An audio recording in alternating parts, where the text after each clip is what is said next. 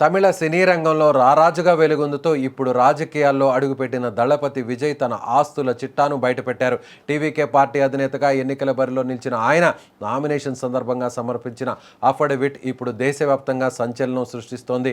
వెండి తెరపైనే కాదు, నిజ జీవితంలోనూ ఆయన ఒక కుబేరుడని, అపర కోటీశ్వరుడని ఈ లెక్కలు స్పష్టం చేస్తున్నాయి. వేల కోట్ల అభిమానుల గుండెల్లో చోటు సంపాదించుకున్న ఈ నాయకుడి దగ్గర ఉన్న విలాసవంతమైన కార్లు, స్థిరాస్తులు, వార్షిక ఆదాయం వివరాలు వింటే ఎవరైనా సరే ఆశ్చర్యపోవాల్సిందే. విజయ్ నిజ జీవితంలో అత్యంత విలాసవంతమైన జీవనాన్ని గడుపుతున్నాడు. ఆయన ఎన్నికల్ అఫిడవిట్ ప్రకారం మొత్తం ఆస్తుల విలువ అక్షరాల 603 కోట్ల రూపాయలుగా ఉంది. ఒక నటుడిగా అత్యధిక పారితోషికం తీసుకునే స్థాయి నుంచి ఒక రాజకీయ నాయకుడిగా తన ఆర్థిక బలాన్ని ఆయన అధికారికంగా ప్రకటించారు. ఆస్తుల వివరాల్లో ముఖ్యంగా చెప్పుకోవాల్సింది ఆయన వద్ద ఉన్న లగ్జరీ కార్ల గురించే. విజయ్కు కార్లంటే ఎంత ఇష్టమో ప్రత్యేకంగా చెప్పాల్సిన అవసరం లేదు. ఆయన గ్యారేజీలో అత్యంత ఖరీదైన BMW i7 ఎలక్ట్రిక్ కారుతో పాటు రాజసం ఉట్టిపడే టయోటా లెక్సస్, అత్యంత సౌకర్యవంతమైన టయోటా వెల్ఫైర్ వంటి వాహనాలున్నాయి. ఈ కార్ల విలువ కోట్లలోనే ఉంటుంది.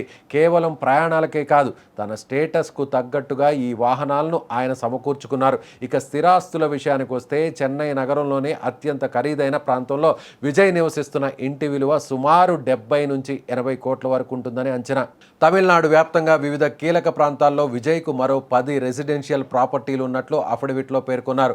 గత ఆర్థిక సంవత్సరం అంటే 2024-25లో విజయ్ సంపాదన చూస్తే కళ్ళు చెదరడం ఖాయం.